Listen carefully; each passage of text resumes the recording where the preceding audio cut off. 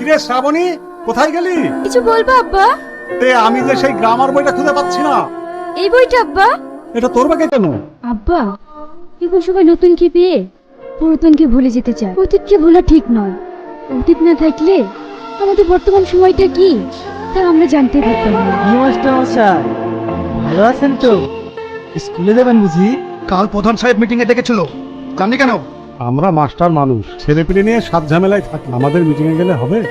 যার স্কুলে চাকরি করে খাচ্ছেন তার মিটিং এ যাবেন না? চাকরিটা থাকবে তো? এই সব তোমরা কি বলছো বাবা? আমি তো চাকরি করি সরকারি স্কুলে।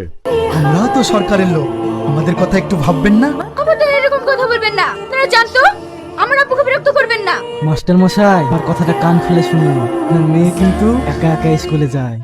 মানে তোমরা কি বলতে চাইছো? আমরা যেটা বলতে চেয়েছি আপনি সেটা বুঝতে পেরেছেন।